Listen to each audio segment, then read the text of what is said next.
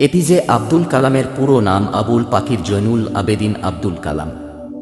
তার জীবনের গল্প পৃথিবীর বুকে এমন একটি দৃষ্টান্ত হয়ে আছে যা যে কাউকেই অনুপ্রাণিত করবে। কিভাবে একজন সাধারণ মাঝির ছেলে ভারতের সবচেয়ে বড় বিজ্ঞানী হয়েছেন, তারপর একজন সফল রাষ্ট্রপতি হলেন। সে গল্প আশা জাগাবে সকলের মনে।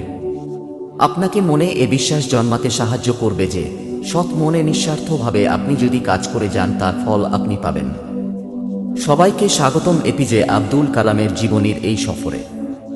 তামিলনাড়ুর রামেশ্বরমের সাধারণ এক মুসলিম পরিবারে 1931 সালের 15ই অক্টোবর জন্ম হয় এপিজে আব্দুল কালামের।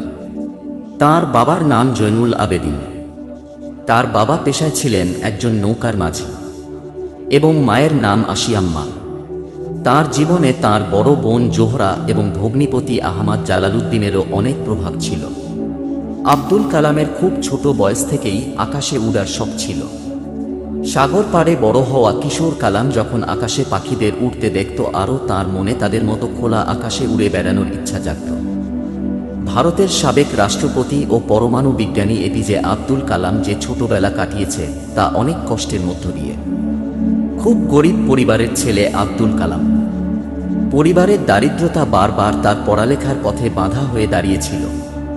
তাই খুব অল্প বয়সেই জীবিকা অর্জনের জন্য তাকে বিভিন্ন পেশায় কাজ করতে হয়।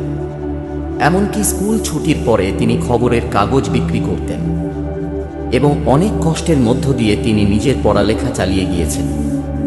এবং পরে তিনি জোসেফস কলেজ-এ ভর্তি হয়ে সেখান থেকে গ্র্যাজুয়েট কমপ্লিট করেন। 1950 সালে মাদ্রাস ইনস্টিটিউট অফ টেকনোলজি কলেজে ভর্তি হবার মেধালিস্টে নাম ওঠে ঠিকই, কিন্তু সেখানে ভর্তি হওয়ার ফি ছিল 1000 টাকা, যা সেই মুহূর্তে তার কাছে ছিল না। কিন্তু তার মা ও বোন তাদের সোনার গহনা বিক্রি করে দিয়ে তার ভর্তি ফি জোগাড় করেন। লেখাপড়ার প্রতি পরিবারের গভীর মনোভাব দেখে কালাম লেখাপড়ার প্রতি আরও মনোযোগী হয়ে পড়ে। কলেজের কিছু প্রজেক্টে তার খুব আগ্রহ দেখে একজন প্রফেসর তাকে সিনিয়র ক্লাস প্রজেক্টের দায়িত্ব দেয়, কিন্তু সে সেটিতে ভালো করতে পারে না। পরে স্যার তার উপরে রেগে বলেন 3 দিনের মধ্যে কাজটা না করতে পারলে তার মেধা বৃত্তি ফিরিয়ে নিবে। অবশেষে কালাম সেটি করে এবং স্যারকে খুশি করেন। এরপরে তার জীবনে আসে এক নতুন অধ্যায়। একদিকে আসে এয়ারফোর্স ও অন্যদিকে আসে ডিফেন্স। তিনি দুটিতেই যাবার সিদ্ধান্ত নেন। ডিফেন্সের ইন্টারভিউ দিয়ে এয়ারফোর্সে আসেন, কিন্তু 25 জনের মধ্যে তিনি 9ম স্থান অধিকার করে, যেখানে লোক নেওয়ার কথা 8 জন। ফলে তিনি বাতিল হয়ে পাইলটের স্বপ্ন হারিয়ে ফেলে। কিন্তু কয়েকদিন পরেই ডিফেন্স মিনিস্ট্রিতে তাঁর ডাক পড়ল এবং তিনি ইন্ডিয়ান ডিফেন্স মিনিস্ট্রিতে সিনিয়র সায়েন্টিস্ট হিসাবে কাজ করেন। এখান থেকেই শুরু হয় তাঁর জীবনের উত্থানের গল্প। এখানে তাঁর মেধা এবং কাজের প্রতি নিষ্ঠা দেখে তাকে ইন্ডিয়ান স্পেস রিসার্চ প্রোগ্রামে পদায়ন করা হয়। সেখান থেকে রকেট সায়েন্সের উপর প্রশিক্ষণ নিতে তাকে আমেরিকায় পাঠানো হয়। পরে তিনি SLV-3 উৎক্ষেপণের হেড হিসাবে কাজ করেন। কিন্তু 1989 সালে SLV-3 স্যাটেলাইট মহাকাশে পাঠানোর 313 সেকেন্ডের মধ্যে ভেঙে যায়। তখন কালামকে অনেক কঠিন সময়ের সম্মুখীন হতে হয়, যার ফলে তিনি কিছুদিন মানসিকভাবে ভেঙে পড়েন। এরপরে যখন কালাম প্রেস কনফারেন্সে তার স্যাটেলাইট ভাঙার কারণ বলছিলেন, তখন প্রফেসর সতীশ ধাওয়ান তার থেকে মাইক্রোফোন নিয়ে মিডিয়ার সকল প্রশ্নের উত্তর দেয় এবং বলেন, এগুলো খুব জটিল মিশনের, কোথায় ভুল ছিল সেটা আমাদেরকেই খুঁজে বের করতে হবে, লক্ষ্য রাখতে হবে যে আর যেন এই রকম ভুল না হয়। আমার বিশ্বাস আছে এপিজে আব্দুল কালামের উপর আমরা সফল হতে পারব। এতে আব্দুল কালাম আশ্বাস পান। এরপর 1 বছর পরেই আবার মহাকাশে স্যাটেলাইট পাঠানো হয় এবং তা সফল হয়। স্যাটেলাইট যখন তৈরি করছিলেন তখন আব্দুল কালামকে অনেকেই SLV-3 ভাঙার কথা মনে করিয়ে দিচ্ছিল, কিন্তু তিনি নিজের মতো করে কাজটা করে গিয়েছেন, যার জন্য তিনি সফল হয়েছেন। এরপর তিনি একের পর এক নানান রকমের মিসাইল বানাতে থাকেন। তার হাত ধরেই ভারতের রকেট টেকনোলজির বিশাল উন্নতি সাধিত হয় এবং তিনি missile man, Indian missile man উপাধি পান।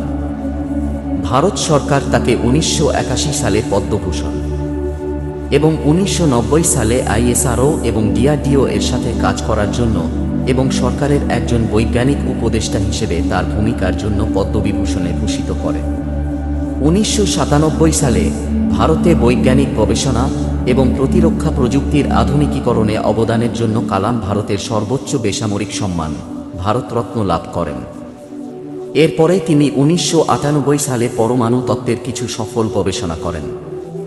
এই সময় দেশের প্রধানমন্ত্রী অটল বিহারী বাজপেয়ী তাঁকে মন্ত্রীর পদ দিতে চাইলে সে প্রত্যাখ্যান করেন এবং পরে তিনি নিজের যোগ্যতায় সম্মানের সাথে রাষ্ট্রপতি পদ পায়। সে সময় রাষ্ট্রপতি ভবনের দরজা সাধারণ মানুষের জন্য খোলা ছিল। 2007 সালে তিনি সম্মানের সাথে রাষ্ট্রপতি পদ ত্যাগ করেন এবং 2015 সালে তিনি পরলোক গমন করেন। এপিজে আব্দুল কালামের জীবনী থেকে আমরা কি শিখতে পারলাম? যে মানুষটা ছোটবেলা থেকে লেখাপড়ার মাঝে পরিবারের হাল ধরতে সংবাদপত্র বিক্রি করেছেন এবং যিনি পড়ার পথে দারিদ্র্য বাঁধা ও হাজারো কষ্ট ভরা রাস্তা পেরিয়েছেন, তিনি আজকে সফল। একটা মানুষের কতটা ইচ্ছা শক্তি থাকলে জীবনে সফল হওয়া যায়, এটাই তার বাস্তব উদাহরণ। জীবনে কিছু করতে হলে অনেক কিছুকে ত্যাগ করতে হয়, তাই সকল দুঃখ কষ্টকে একটা শিক্ষা হিসাবে গ্রহণ করতে হবে আমাদের। হোক সেটা অনেক বড় বা ছোট, দুঃখ কিন্তু দুঃখই। ভিডিওটি ভালো লাগলে একটা লাইক করুন এবং এরকম আরও ভিডিও পেতে চ্যানেলটি সাবস্ক্রাইব করে পাশে বেল আইকন প্রেস করে আমাদের পরিবারে যুক্ত হয়ে থাকুন। ধন্যবাদ।